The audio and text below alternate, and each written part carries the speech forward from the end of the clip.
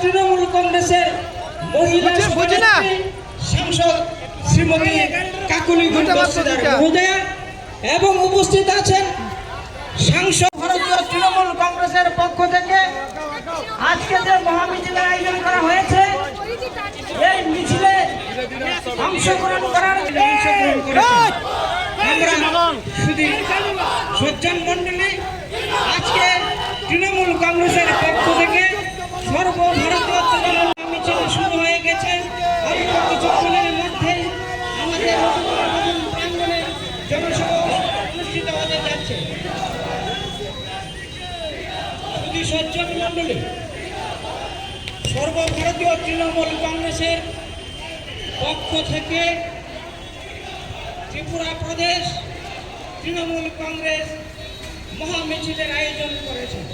তার প্রতিবাদে বিজেপি সরকারের নৈরাজ্যবাদ বাইক বাহিনীর প্রতিবাদে তৃণমূল কংগ্রেসের এই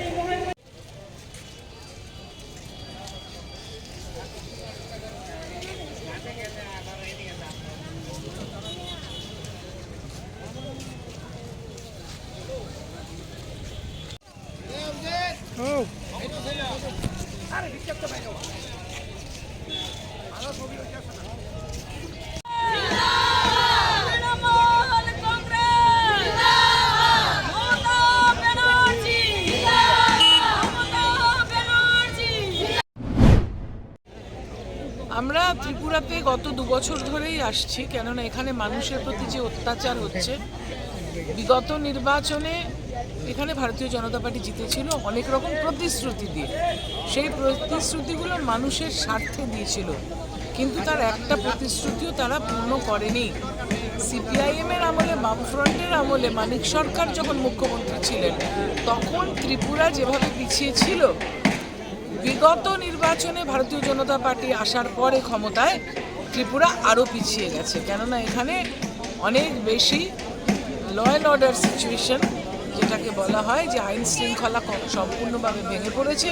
এখানে ধর্মে ধর্মে ভেদাভেদ হচ্ছে এবং প্রত্যেক দিনই কোথাও না কোথাও খুন হচ্ছে, মহিলাদের উপর আক্রমণ হচ্ছে এবং কোথাও না কোথাও শিশুদের শুদ্ধ এরা ছাড়ছে না।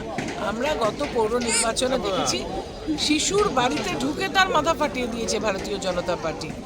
এবং কিছু কিছু জায়গায় বামফ্রন্টের সিপিআইএমের যে হারমাদ বাহিনী, তারাই এখন ভারতীয় জনতা পার্টির মানে রাম আর বাম এক হয়ে গেছে, কিন্তু মানুষের স্বার্থে কোনো কাজ হচ্ছে না। তৃণমূল কংগ্রেস মানুষের স্বার্থে কাজ করে। মমতা বন্দ্যোপাধ্যায় মানুষের দ্বারা নির্বাচিত 3 বারের মুখ্যমন্ত্রী, তিনি যেভাবে পশ্চিমবাংলাকে হারমাদ মুক্ত করেছেন ঠিক সেইভাবেই তার এবং অভিষেক ব্যানার্জি আমাদের সাধারণ সম্পাদক সর্বভারতীয়, এদের নেতৃত্বে এখানে কাজ চলছে মানুষের স্বার্থে। আমরা চাই এখানে কিছু শিল্পায়ন হোক, কেননা ত্রিপুরাতে এখানে বাঁশের শিল্প হওয়ার খুব সুবিধা। এখানে বাঁশ আছে অনেক, বাঁশের যে জিনিস তৈরি হয়, খেলনা তৈরি হয়, পুতুল তৈরি হয়, ঘরবাড়ি তৈরি হয়। আর আনারসের চাষটা বন্ধ করে দিয়েছে, সেটা করলে পরেও মানুষের হাতে রোজগার আসে। সব কিছু বন্ধ করে দিয়েছে ভারতীয় জনতা পার্টি।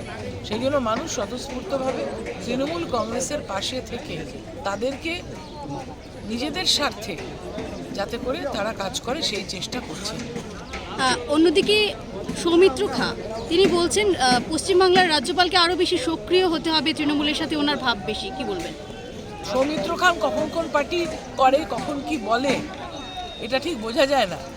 কেননা এক এক সময় এক একটা কথা বলে এবং পার্সোনালিও ব্যক্তিগত জীবনে যেভাবে তার স্ত্রীকে অপমান করেছে, যেভাবে তার স্ত্রীকে জনসমক্ষে হেয় করেছে, আমি একজন রাজনৈতিক ব্যক্তি হিসেবে তাকে মানি না। আমি কাকলিদি আজকে এসেছি কলকাতা থেকে। সুস্মিতা দি তো অলরেডি এখানে আছে, খুব ভালো লাগছে এসে। আর ত্রিপুরায় এই যে বিজেপি সরকারের বিরুদ্ধে বহুদিন ধরে একটা মানুষের প্রতি মানুষ বুঝে গিয়েছে, 5 বছরে ত্রিপুরার এখানে তারা বিজেপিকে ভোট দিয়েছিল, মাঝপথেই তাদের মুখ্যমন্ত্রী চেঞ্জ করতে হলো।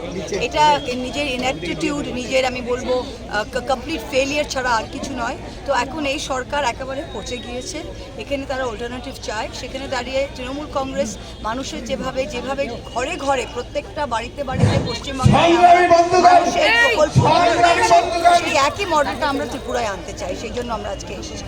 আপনার কি মনে হয় যে ত্রিপুরায় তৃণমূল বিজেপির বিকল্প হতে পারে? দেখুন, মমতা ব্যানার্জি যখন সারা ভারতবর্ষে একজন বিজেপি বিরোধী, মোদী বিরোধী মুখ হতে পারে এবং সেটাই আমাদের আটমোস্ট ক্রিডেনশিয়াল। যা ত্রিপুরা তো ভারতবর্ষের বাইরে নয়, তো নিশ্চয়ই মমতা ব্যানার্জির এই যে ফাইটিং স্পিরিটটা বিজেপির বিরুদ্ধে, সেটা নিশ্চয়ই আমরা ত্রিপুরা মানুষের মনের মধ্যে থাকবে।